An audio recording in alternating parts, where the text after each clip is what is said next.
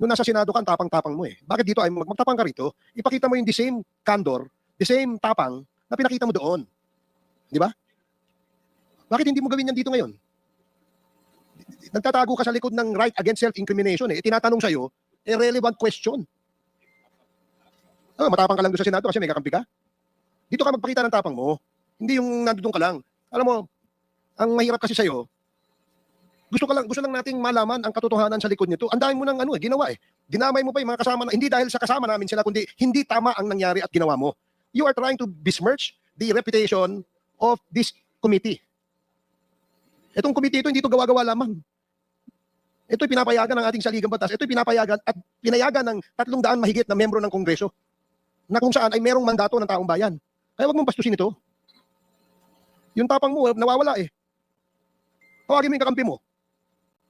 Ang hirap, alam mo, Colonel. Ang taong bayan ng kakampi ni Colonel Grijaldo.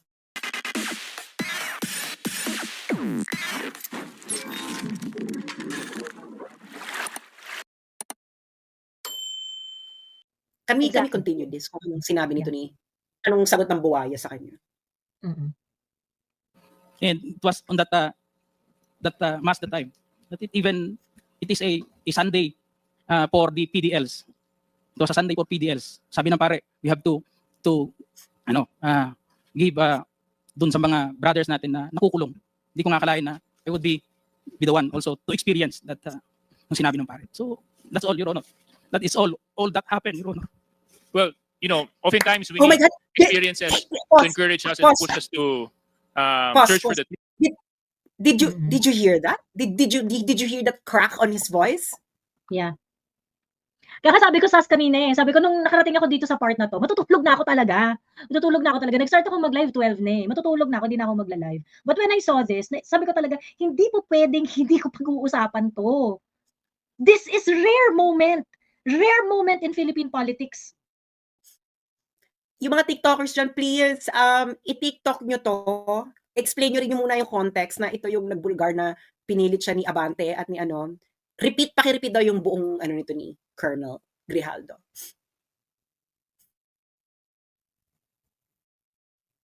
It's a Sunday for the PDLs. Ito sa Sunday Ulitin for PDLs. Sabi ng pare, we have to give dun sa mga brothers a Sunday. On the next day, pumunta na po ako. The lesson learned sa asawa ko. The sacrifice.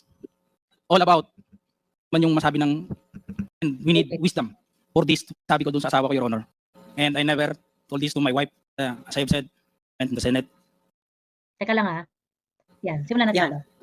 Just I have said, Your Honor, during my opening statement in the Senate, it was Tuesday. We have a hearing here on Tuesday, and we ended up on the Wednesday on the event of the Typhoon Christine. And as I have said, I go back to my home and dinitip ko po yung nangyari sa akin, Your Honor. And I never told this to my wife that time for 2 days. Until such time on the Friday, I was informed by the PHAW that I'll be attending a Senate hearing. So, naisabi ko dun sa asawa ko, Your Honor. And nag-argue pa kami kasi ayaw niya. Ako kasi gusto ko na may sabi. And sabi ko, we have to go on a Sunday Mass and we need wisdom for this para mabigyan din tayo ng lakas ng loob para ma-resolve natin tayo kasi tayo nag-aaway. Kaka-problema, hindi na rin kami nag-aano nun eh. So on the Sunday, it was on the gospel. Sabi ko, pakinggan natin kung ano man yung masabi ng gospel sa atin that day. And it was a great enlightenment and wisdom na binigay sa akin, Your Honor. The gospel said that it's not all about the crown, but it is about the cross. It is not about the honor, but it's about the sacrifice. It's not being the first, but being the last. It's not being the great, but being the servant. Sabi ko sa asawa ko, bakit naibigay sa atin to? We have to And to sum up that, Your Honor, ang sinabi nung pare, sabi niya, it's not about the experience. Because yung experience kasi natin sa buhay, it may be good or bad, but it's all about the lesson learned that time, Your Honor. So we have that courage, and even my wife submitted to my decision. And on the next day, pumunta na po ako yun. Nandun po yun, ginawa ko po yun, sinulat ko po yun. Sinulat ko po yun. And it was on that mass that time. That it is a Sunday for the PDLs. So sa Sunday for PDLs, sabi ng pare, we have to give doon sa mga brothers natin na nakukulong. Hindi ko akalain na I would be the one also to experience that nung sinabi ng pare. So that's all, Your Honor. That is all that happened, Your Honor.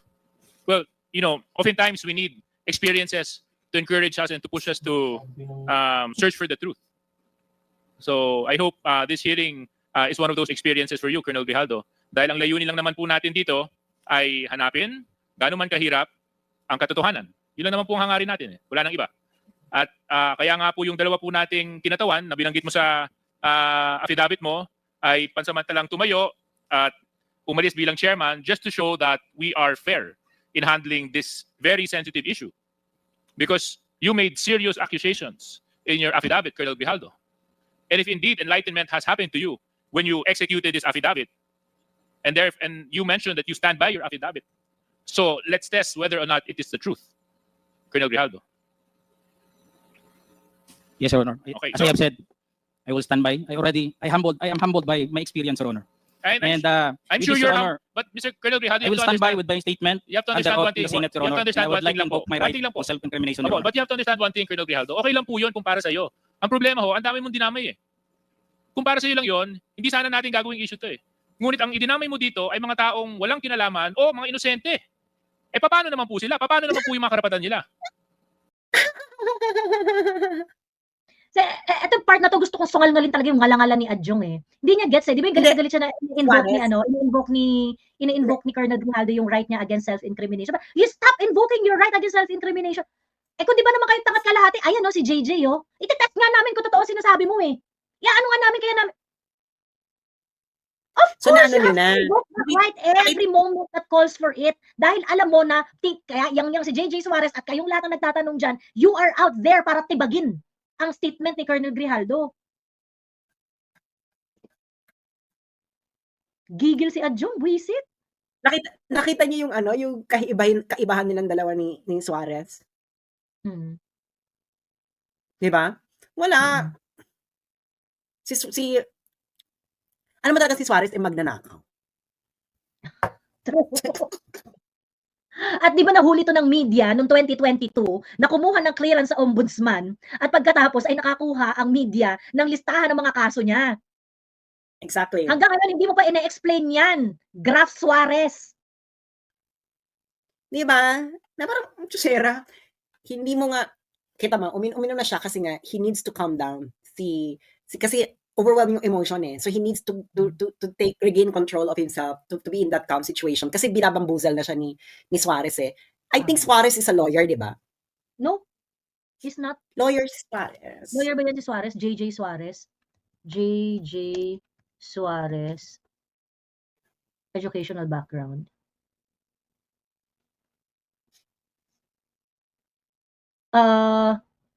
Hindi pala. Specialized in economics, philosophy, and politics. He had also training in other educational institute where he had a short course in local legislation, finished training on public administration at the International Academy for Leadership in Germany. Hindi siya lawyer. Parang medyo malandi siya dito. Anyway, pero ang ano ni Becky Suarez. Anyway, ano ba to? Kasi nga siya badgering yung approach nila. So itong si Colonel, kailangan niyang i-recompose yung sarili niya kasi galing siya sa very emotional side eh.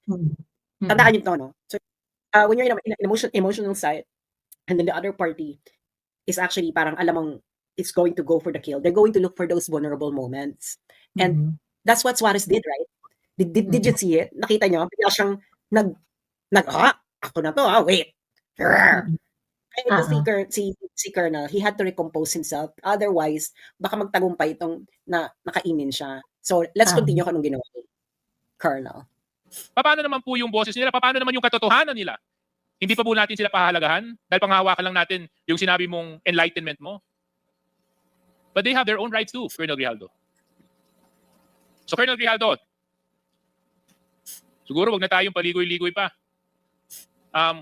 With the permission of Mr. Chairman, Colonel Grijaldo, you made some serious accusations here. In fact, so serious that it was even carried by our media news for almost a week, 2 weeks.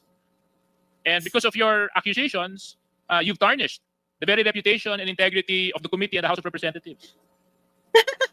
Things that I will not allow dahil ito pong posisyon na inuupuan namin, ito po ay posisyon ng tiwala na ipinagkaloob sa amin ng taong nagtitiwala sa amin. At Ulul. kailanman hindi ako papayag na may mga tao na magdudungis at magtatapo ng kasinungalingan para sirain ang integridad ng trabaho ng House of Representatives at syempre Ayan na, Colonel Grijaldo is back. Kumalma na siya. Ano na siya eh. Game on na siya ulit. ng komitimang ito. So Colonel Grijaldo, sinabi mo po dito sa inyong sinumpang salaysay that you were persuaded Your Honor, and you said, ikaw naman, Colonel, ganito lang yan. Alangan namang walang insidente o mangyayari sa panahon na yon. I answered that I served as COP, Chief of Police in Mandaluyong during COVID-19 pandemic, and there were less crimes committed and we did not receive any reward from anyone. I added that we only received funds as additional MOOE support fund for the Peace and Order Fund of the LGU. But dito po sa earlier part, sinabi mo that you were persuaded. Is this true, Colonel Grijaldo? Your Honor, I will stand by my statement in the Senate under oath, Your Honor, and I would like to invoke my right of self-incrimination, Your Honor. That is out of order. Let it be of record that the statement made by this resource person is out of order. Please continue, Congressman Suarez. Number 17, sinabi nyo dito, I then respectfully told Congressman Dan Fernandez that anyone can debunk my statement if I confirm the testimony of Colonel Garma about DDS in 1999. Since I was not a member of the PNP at that time and I have no knowledge as to the reward system. Additionally, I said that the work of policemen are noble that requires great sacrifice even without reward or award. It is our moral obligation and a call of duty to serve our country and our people. If I may continue, Colonel Grijaldo. At sinabi mo, Congressman Dan asked me, Colonel Garma, anong masabi mo sa kanya tungkol kay Barayuga? I politely told him I cannot comment on the case when I respectfully answered him, Sir, mahirap yan. Kasama kami sa nag-iimbestiga at hindi ko alam kung anong kinalaman niya at may investigasyon din kami, baka ma-incriminate ako, sir. Tama po ba ito, Colonel Grijaldo? Your Honor, Yes or no lang po, ah. I will stand by my statement in the Senate under oath, Your Honor, and I would like to invoke Mr. my Chair, right of self-incrimination, Your Honor. Again, the resource person is out of order. Mr. And let it be of record that he is continuously disrespecting this committee by refusing to answer appropriately to the questions propounded by the member. Alam mo, Colonel, if I may, DSJJ, binibigyan ka namin ng pagkakataon dito eh. Nung nasa Senado ka, ang tapang-tapang mo eh. Bakit dito ay magtapang ka rito? Ipakita mo yung the same candor, the same tapang na pinakita mo doon. Di ba? Bakit hindi mo gawin yan dito ngayon? Nagtatago ka sa likod ng right against self-incrimination eh. Tinatanong sa'yo, irrelevant question. Matapang ka lang doon sa Senado kasi may kakampi ka? Dito ka magpakita ng tapang mo. Hindi yung nandun ka lang. Alam mo, ang mahirap kasi sa'yo, gusto lang nating malaman ang katotohanan sa likod nito. Ang dami mo ng ginawa eh. Dinamay mo pa yung mga kasama na, hindi dahil sa kasama namin sila, kundi hindi tama ang nangyari at ginawa mo. You are trying to besmirch the reputation of this committee. Itong committee ito, hindi ito gawa-gawa lamang. Ito'y pinapayagan ng ating saligang batas. Ito'y pinapayagan at pinayagan ng 300 mahigit na membro ng Kongreso na kung saan ay merong mandato ng taong bayan. Kaya wag mong bastusin ito.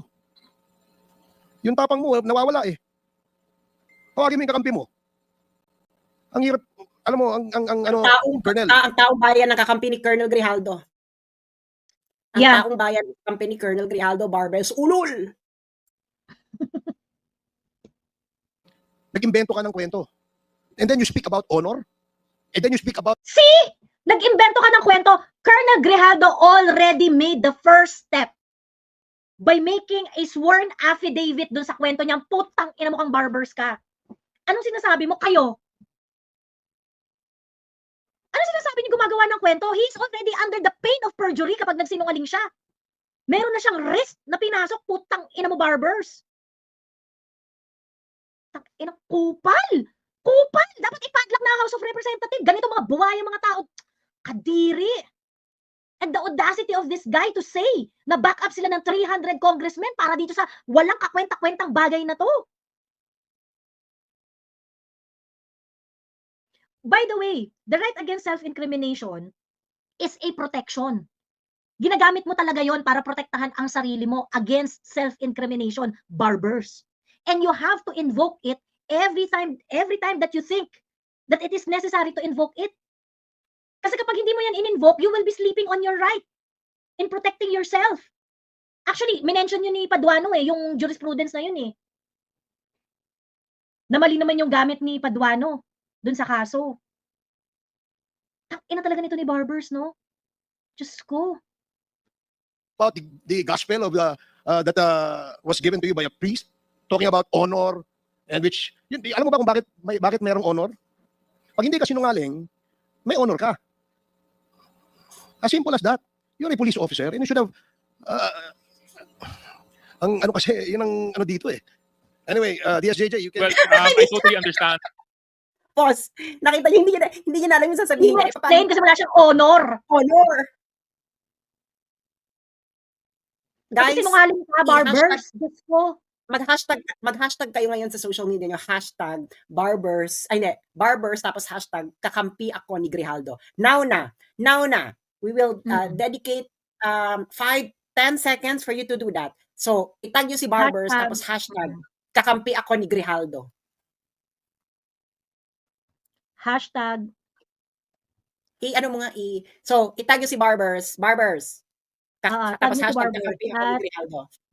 Barbers at Ace Barbers. Let's do something for this guy. My God. Ang spelling po ng Grijaldo is Grijaldo. Paki ano nga girl,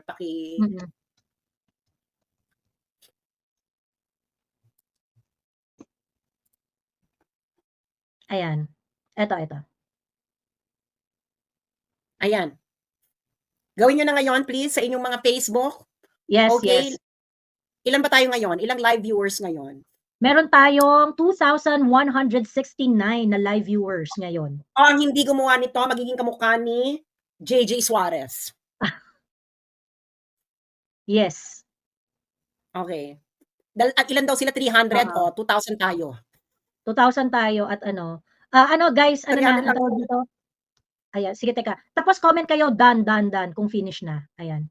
Oo. Kailangan ganyan na sa inyong web, sa inyong Facebook, sa lahat ng inyong, yung mga TikTokers, pauso nyo yun sa TikTok. Ang gawin ninyo is i-cut ninyo yung speech ni Colonel Grijaldo, tapos ipauso ninyo yung barbers, kakampi, hashtag yan, hashtag kakampi ako ni Grijaldo.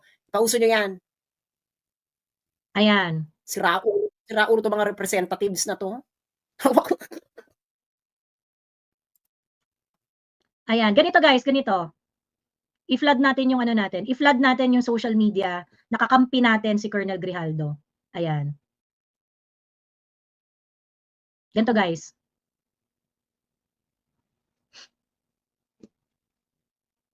Ayan.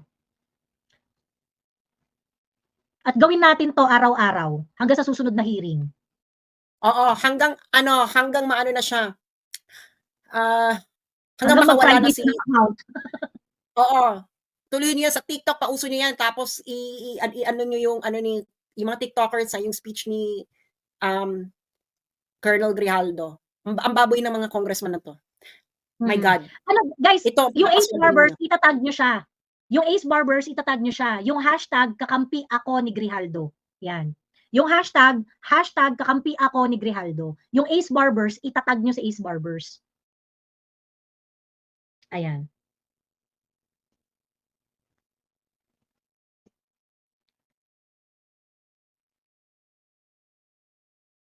Balik tayo dun sa video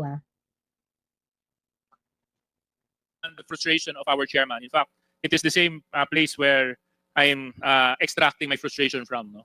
Kasi nung Senate hearing, napanood ko yung binanggit mo, Colonel Grijaldo, at ako naman, araw-araw, hindi naman araw-araw, na tuwing magkakaroon ng Quadcom hearing, nandito ako. I make it a point I even come early. So, Colonel Grijaldo, you mentioned in your affidavit and even in the Senate hearing that you were coerced. Coerced by certain members of this committee. Totoo ba yun? O hindi? Your Honor, I would like to invoke O my hindi? rights. It's a simple yes or no. Mr. Chairman. Yes or no? Yes or no? Yun lang po yun. Sabi mo, truth, di ba? Your Honor, I Sabi would mo, like to invoke my enlightenment, right di to ba? self-incrimination, Your Di Honor. ba sinabi mo, Ikaw naman kasi JJ Suarez, wala naman siya sinabi sa affidavit niya na kino-urge siya. The effect is actually, the effect of the action, the entirety of the action may be considered as coercion, that he is under duress. Pero hindi niya sinabi specifically that he was coerced. But if you're going to take a look at the words that were used and how he was treated, yun yung conclusion. Hindi si Grijaldo ang nagbigay ng conclusion na yun. sabi mo, gospel truth, di ba? When you talk of God, there's only right and wrong. There's nothing in between. You want to talk about honor, Colonel Grijaldo? Kung gusto mo, Colonel Grijaldo, mag-usap tayo tungkol sa integridad ng isang tao, ang pag is the simplest way. Honor. Hindi ka nagtago, hindi ka nagsisinungaling.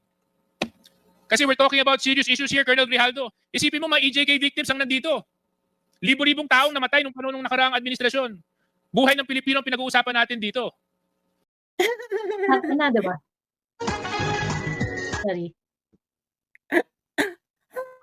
Yun yung joke of the day, ano? Yung si Barbers at si JJ Suarez, both are talking about honor Honor and integrity. and integrity.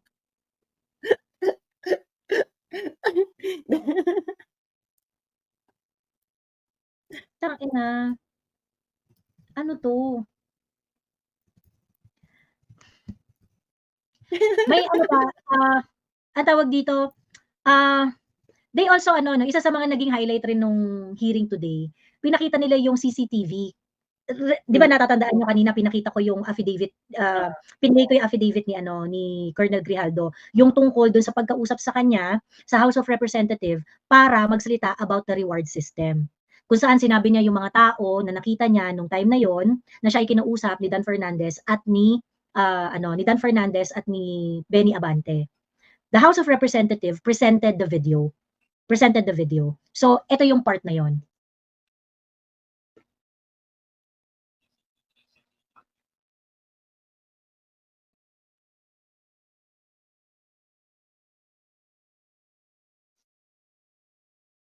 Stated under oath that you stand by the truthfulness of your statements here in this affidavit. Tama po? Yes, Your Honor. Yes. And you have imputed certain inappropriate actions on our two colleagues, the Honorable Abante and the Honorable Fernandez. Tama po ba? Your Honor, I will stand by my statement in the Senate under oath, That is and I not would an like to invoke my appropriate, right to self-incrimination, Your that Honor. is not an appropriate answer to my question. Ang tinatanong ko po is, dito sa mga statements mo na ito, you have imputed inappropriate actions by the Honorable Abante and the Honorable Fernandez. Would that be correct? Yes or no? Your Honor, I stand by my statement given at the Senate under oath, Your Honor, and I'll invoke my right for self-incrimination, Your Honor. Okay. May I ask the Honorable Abante and the Honorable Fernandez? Ngayon ako makaganti, Mr. Chairman. And if I may, let me remind to Congressman that you're under oath. In the statement, or sworn statement, Tama ba yung ganong klase na yung kongresista na nag-i-inquire, ngayon ako makakagante? Tama ba yung ganong language? Putang ina rin itong akop na to eh. How can you call yourselves honorable? The more that, kaya tama si Colonel Grijaldo, hindi na siya nag-explain kung bakit niya ini-invoke yung right niya against self-incrimination. Should be self-explanatory. Kung ganito ang language ng mga nagtatanong sa'yo, of course, you really have to invoke it. Everyone is after Colonel Grijaldo. Tingnan mo, ito gusto mong gumanti oh. Ito, makakaganti ako. statement of Colonel Grijaldo. It's stated here, number 4, after I answered questions related to extrajudicial killings and the reward system, I was approached by security personnel while I was seated as one of the witnesses during the hearing. The said person told me that I was being summoned by Congressman Dan Fernandez. The Honorable Fernandez, do you agree to this statement? Yes, Your Honor. Okay. Sorry.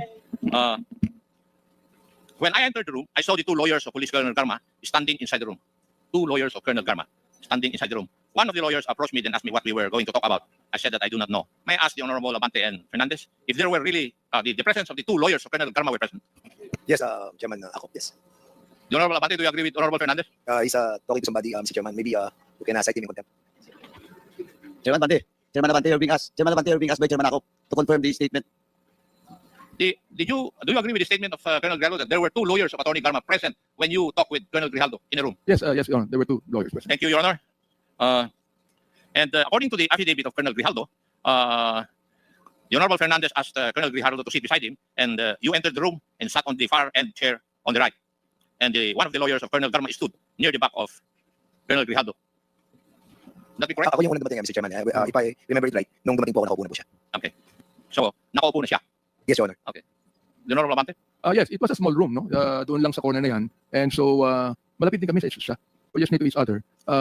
In fact, Mr. Chair, I'd like to say na when I talked to him before he came in the room, was that because it was Colonel Garma that said that Colonel Grijaldo knows a lot.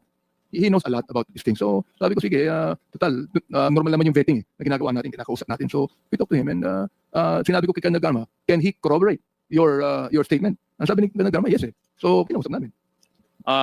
Your Honor, pasensya na po kayo kasi hindi naman sumasagot kasi sa mga tanong ko sa si Colonel Grijaldo. Kaya kayo po ang tatanungin ko na muna. Mr. Chair, if I be allowed. The resource person is not allowed to ask questions. No, I'm not asking questions, Mr. Chairman. I will be answering in relation to the answer of So you are replying to the question Yes, raised by yes, Congressman. Mr. Chairman. Please proceed. Well, ang totoo po kasi noon, yung pong dalawang lawyer ni Colonel Garma, sila po talaga yung nag-approach sa amin. Ang sinabi po nung dalawang lawyer, if I remember it right, yung pangalan po nung lawyer si Attorney Victor, nakalimutan ko po yung apelyido. Attorney Kilang and Attorney Kumigan. Yes, opo. Ang sabi nila, kasi kung matatandaan niyo po, yung ating supplemental affidavit na ginawa po ni Colonel Garma was given to us on the day itself. And then, binabasa po natin, sabi natin, sino mag-corroborate ito, sino mag-bet ito. Lumapit po yung dalawang lawyer at ang sabi kung pwedeng kausapin si Colonel Grijaldo dahil si Colonel Garma ay very close daw kay Colonel Grijaldo at siya makakapag-bet sa mga nakalagay doon sa supplemental affidavit. So, ang sabi ko naman kay Attorney Victor, tama-tama si Grijaldo doon sa likod. Bakit hindi natin siya imbitahan doon sa room doon sa may kainan para na sa ganun ay makausap natin kung patotohanan niya yung sinabi ni Colonel Garma na magkaibigan sila at ibebet niya yung mga nasulat doon. So basically hindi naman po siya ganun kalaking issue. As a matter of fact, Mr. Chairman, hindi nga tayo nag-initiate eh. Sila pa yung nag-initiate sa atin na kausapin si Colonel Grijaldo, which I did together with nagkataon po kami ni Chairman Abante during the time. Magkalapit kami doon, sabi ko, pare sumama ka na sa akin. Kaya sa sumunod. Kaya nagulat na lamang po kami that biglang nagkaroon po ng ganung istorya. But nevertheless, Mr. Chairman, yung po yung nangyari doon. At nung pumasok po ako sa loob, nauna po kay Chairman Abante ng konti lang. And then sinabi ko sa kanya, Colonel Grijaldo, ito yung mga nakasulat dito sa affidavit. Sabi ko dito sa paragraph, hindi ko matandaan, 17 ata o something ganun. Ito ba, mapapatotohanan mo na sinabi ni Colonel Garma. Sabi niya, wala po akong alam dyan. Yung ibang dito, ibang mga sinabi ni Colonel Garma. Kasi sabi niya, kaibigan ka niya eh. So, basically, doon po umikot yung aming usapan. Siguro mabot po yun mga less than 10 or 15 minutes. And then, nung sinabi niya talaga wala siya alam, edi lumabas po kami. And the CCTV can prove na talagang hindi po kami nagtala sa loob. At the same time po, pag tinignan po yung kwarto dyan, kahit punta po natin lahat, napakaliit po ng kwarto. At sa labas po ng kwarto, marami pong mga tao nandun. So, kung nagkaroon po ng coercion, nagkaroon po ng harassment, nagkaroon po ng force galing po sa amin, I think malalaman po ng mga tao nandyan. And even the CCTV, nung lumabas po siya dyan sa ng pintuan niya, makikita po natin na yung itsura niya, hindi naman po siya mukhang na-coerce. Mukhang masaya pa nga po siya. Kaya, I think, Mr. Chairman, yung pong accusation sa atin, na malayo yung ating pong committee and the two chairman, masyado pong unfair. But of course, binibigyan pa rin po natin siya ng pagkakataon na liwanagin po yung mga pangyayari. Kaya, andito po tayo at binibigyan po natin ng patas na pagdinig. Maraming pong salamat sa pagkakataon. Ang Tama weird na, that okay na ako dyan, nakakasira ng araw. ang tawag dito, I would just like to emphasize yung nakakasuya, yung they do not see anything wrong doon sa pakikipag-usap doon kay Colonel Grijaldo before ng mga statement ni Garma. If it is something that you are aware na merong alam si Colonel Grijaldo, why do you have to talk to him? Bakit hindi mo siya tanungin during the course of inquiry? And ito yung hindi ko maintindihan kung bakit acceptable sa inyo mga putang inang mga buwaya kayo na dapat kakausapin niyo siya muna. If hindi ang intention ninyo ay hindi siya pagsalitain sa mga certain bagay or ba't yung kailangan pumunta dun sa room? If it is something that you do not intend to be private, bakit hindi mo siya tapikin? Ikaw tatanungin na kita tungkol dun sa tatanungin na kita tungkol dun sa ganitong bagay. Why do you have to go to a room? At yung room na sinasabi, guarded yon by police officers. Yung mga tao doon. Okay? Hindi ko magets and I think it is unacceptable na normal ang pagtingin ninyo during the course of the legislative inquiry and you're talking about reward system, you're talking about doon sa EJK and your intention is basically to reinforce yung flip-flop na statement ni Garma bakit nyo naiisip na normal at okay lang at normal lang at business as usual yung pagtatanong sa isang tao na maaaring mag-corroborate ng kwento? Wala kayong dangal. Itong mga bagay na to, ito yung subject ng inquiry. Anong vetting yung gusto nyong gawin? Kung mag-vet-vet lang rin naman pala kayo, dapat hindi na kayo nag-hearing. Kinausap nyo lang muna lahat ng taong involved in order to clear up the entire story. Pwede naman pala kayong mag-vet-vet na outside the hearing. Ba't pa kayo nag-hearing? Kakasura. Ayun. Anyway, ang tawag ito, yung gusto ko lang makita yung part na yung video. Ito.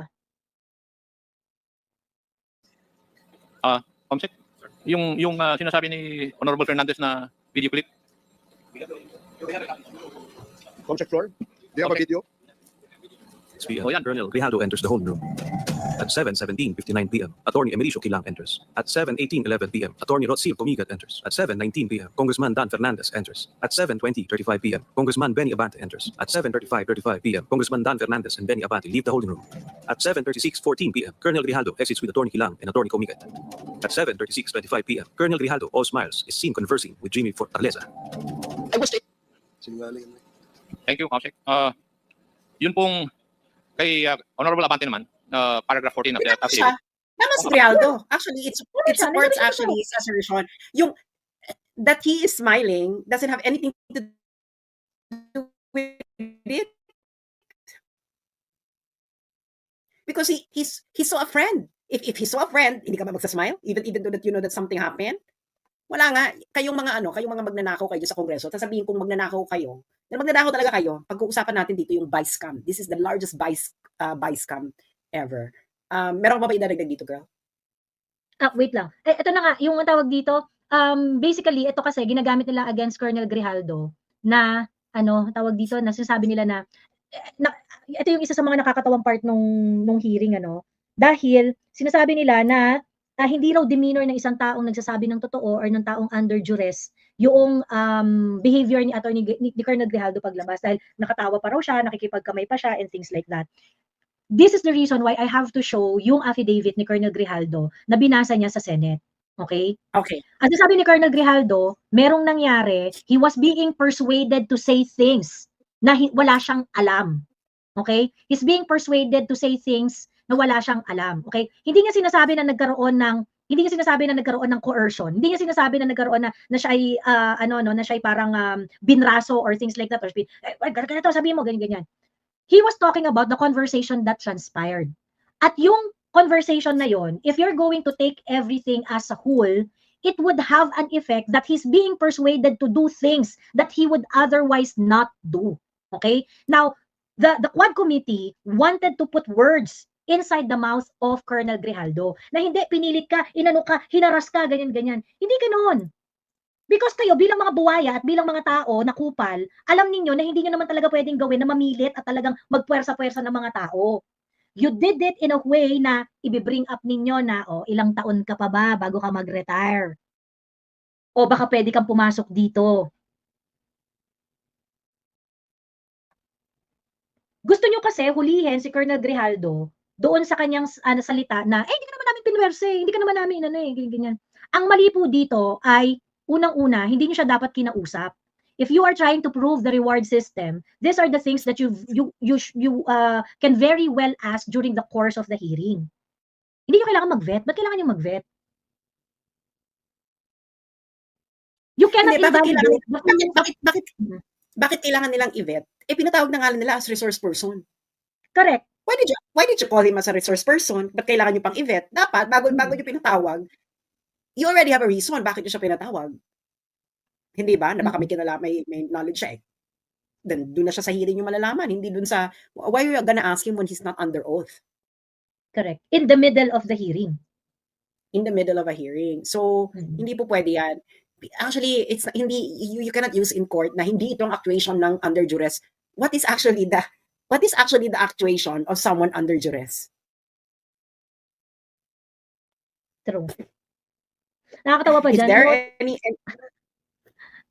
Alam mo ang pinag-define ni Adyong kung ano ang behavior ng isang taong under duress ay si Attorney Conti ng ICC. Ano sabi ni Attorney Conti? Yes, hindi ganyan. Hindi ganyan. Ang taong under duress ay hindi ganyan. Based on human experience, it's not supposed to be like that. Si Attorney Conti ng ICC, gago ba siya? Oo. Hindi to, sira ulo. Sira ulo. Mm. Correct. Sabi ni Lark, vetting is limited to the person's credential to answer, not checking the answers. Correct. Yung pag-vet, dapat ano lang yun limited lang yun dun sa competence ng tao na magsalita about the subject matter. Dapat ganon. Dapat ganon. Sira ulo si Conti. Walang gano'n. True. What is the legal definition of under duress? Alam niyo ito mga long story nito. What establishes duress? Is it the behavior of the person under duress? Mm-mm. Or the actuation of the person accused of engaging in duress? Mm-mm. Di ba? Mm-mm. What actually establishes duress? Merong force. Pinilit gawin yung isang bagay na otherwise hindi niya gagawin if not for that if not for that threat or force on that person. Hindi ba? Hindi po pwede yun. Even psychological pressure. Mm-mm. Economic duress, yung ginagawa nila, may pressure, di ba? Pwede ka pa maging Mm-mm. kaya ito si Attorney Conti, you know what? Give up your license. Duress is not established by the behavior under duress. Gago ka ba? Mm-mm. Mm-mm. Do you Actually, actually hindi nga rektang sinasabi ni ang nagko-conclude ng duress is on the part of the House of Representative. Hindi yun inallege doon sa affidavit ni Colonel Grijaldo. Ang sinasabi ni Colonel Grijaldo, sa affidavit niya, kinausap ko, merong affidavit si Garma, sinasabi nila pwede akong pumasok doon sa reward system para i-confirm. Pagkatapos tinanong ako about promotion. Tinanong ako Hindi, about how many years left. Actually, Oo. the real condition is not under duress but undue influence. Undue influence, correct. Oo. Ngayon, Hindi nila ang tawag masabing dito- undue influence. Hindi nila masabing undue influence kasi undue influence yung nangyari. Oo. Ngayon, yung sa affidavit ni Colonel Grijaldo, facts lang talaga yung sinulat niya doon. Of course, tayong mga bystander at nakikinig, alam talaga natin that there is something wrong. It is a conclusion on our part that Colonel Grijaldo doesn't really feel comfortable at the time na pinatawag siya kasi may pinapagawa sa kanya na ayaw niya. Okay? And so, yun na nga. Ngayon, sa interpretation ng House of Representative, ang feeling nila, sinasabi mo ba? You were put under duress? Na pinwersa ka or things like that? Ganyan. Yeah, they didn't mention undue influence because that would be It is more actually undue appropriate. influence. Oo, that It is would be more actually undue appropriate. influence. Actually, it is undue influence. They are engaging in undue influence. Kasi yun yung sa affidavit Undue influence. Ngayon, manipulation, subtle manipulation and control tactics, yung Correct. promote ka pa as general, ganyan, that is actually undue influence. Di ba? So, ikaw, hindi nyo siya mabanggit kasi alam yung pasok doon yung ginawa. Pasok sa banga pag undue influence. Pasok sa banga. Kaya dinadaan nyo sa undue duress kasi ganun yung linya ng argumentation nila Oo, para sinungaling si Grijaldo. Pag undue influence kasi, Actually, pagka duress kasi, magiging sinungaling si Grijaldo. Diba? Oo, kasi nga, hindi naman Grijaldo na duress Hindi kaya nga ang ginagawa nila, red herring. Itong tactic na to is red herring. Nagigets niyo? Wala man siya sinabing undue duress. Sa affidavit niya, ang pinakamalapit doon is undue influence. You actually, kayong congressman, you engage in undue influence, which is actually within your ballpark to exercise undue influence on a lot of people. Katulad ng i-discuss namin, karimari-marim na pagnanakaw ng pera ng taong bayan during the vice scam. So ngayon, hindi nyo masabi yon. Ito naman si Attorney Conti, hindi yan actuation ng undue duress. Bakla ka, kahit sabihin na natin na undue duress yung i-accuse natin, undue duress is not established by the behavior of the person under duress. Saan ka nakakita na yung crime was established by the behavior of the person that is the victim of the crime? Walang ganun, te. Yung expert dito sa criminal law, Di ba, Andrew Jures sa criminal offense, what establishes Under duress. Under duress. under The duress? person Di is ba under duress. criminal act yan, di ba? Oh, Hmm. yung mga nag-criminal law dito, what establishes a criminal act? Is it the behavior of the person that's target of the crime? Saan yun? Mm-mm. Hindi ba? Mm-mm. Ano ang kailangan para ma-establish? Mm-mm. Yung under actually wala, hindi mo maano yung under duress, even psychology. Kailangan i-establish yung nag-a-accuse. Kaya ako nasa under duress kasi itong ginawa niya sa akin, ganito, ganyan.